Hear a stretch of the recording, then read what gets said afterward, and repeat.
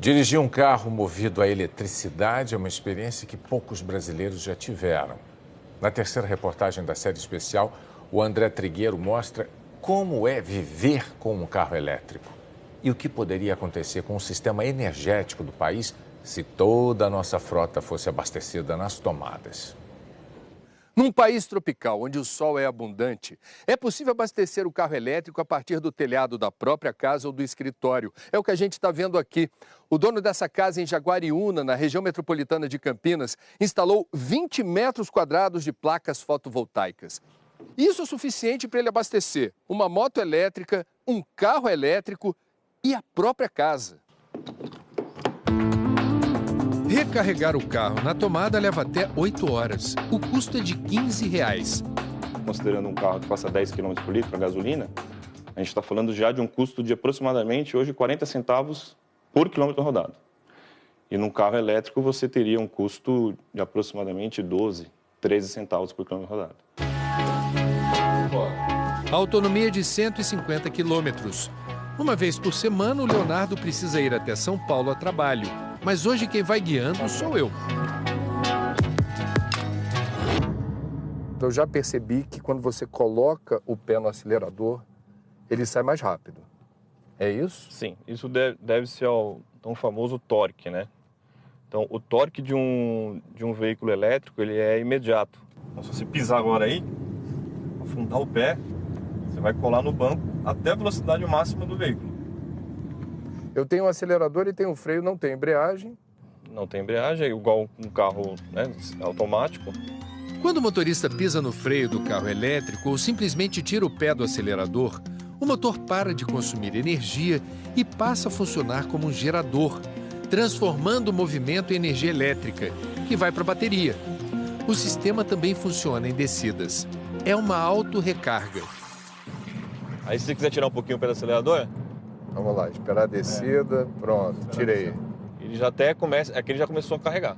É impressionante. Ele começa a carregar, se você mudar também ali... E não é o freio, é desaceleração. Desaceleração. Já começa a recarregar a bateria. Seguimos pela rodovia Bandeirantes, que tem a primeira rede intermunicipal de recarga do Brasil, com 10 eletropostos. Percorremos até o momento 77 quilômetros e o consumo de eletricidade aqui deu 6,3 quilômetros por quilowatt. Isso. Isso numa equivalência a um motor convencional. Eu estou falando de um custo de R$30 com combustível. Com R$30 eu conseguiria, pagando pela energia na minha residência hoje, eu poderia chegar a rodar até 300 quilômetros. Eu daria 2 cargas completas na bateria desse veículo elétrico. Aqui o abastecimento é de graça. A distribuidora de energia usa os eletropostos para testes. A Agência Nacional de Energia Elétrica regulamentou em junho a cobrança do serviço. Mas é preciso ter paciência.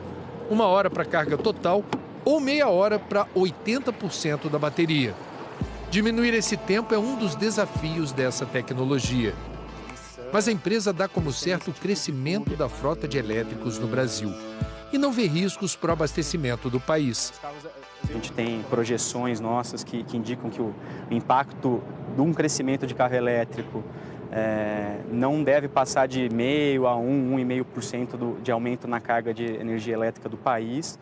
Isso seria o equivalente a 10 milhões de carros elétricos em 2030. Esse é o cenário mais agressivo que a gente tem, ou seja, é um crescimento muito gradual e que não deve gerar nenhum tipo de risco de abastecimento ou de falta de energia. Só que isso não é consenso. Eu acho que na geração nós temos problemas aí de limite de geração hidráulica, que hoje está existindo, temos até bandeira vermelha, e a distribuição, eu creio que ela não está preparada para receber uma frota tão grande de carros elétricos. Esse professor fez uma estimativa levando em conta uma situação extrema: a eletrificação de toda a frota de veículos leves do Brasil.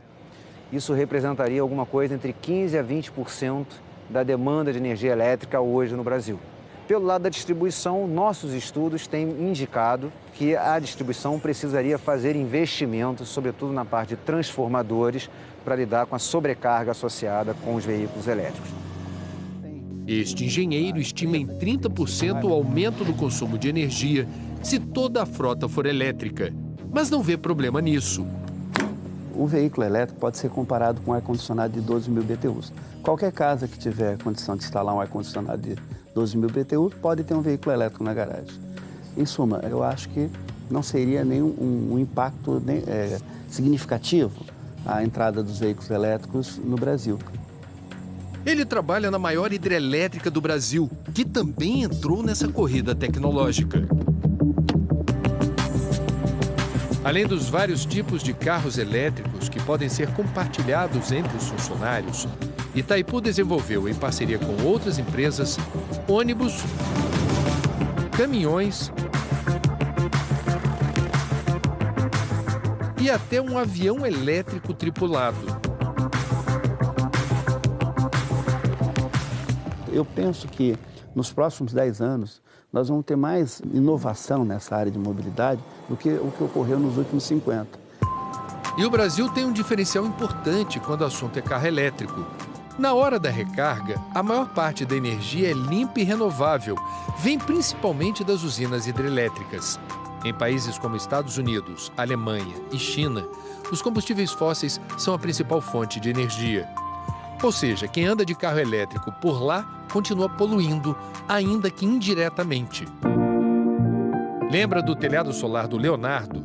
No carro elétrico dele, não entra energia suja. Existe uma satisfação e a sensação de liberdade e independência incrível. E no final do dia também, eu me sinto até orgulhoso de diretamente ter investido também na infraestrutura do país.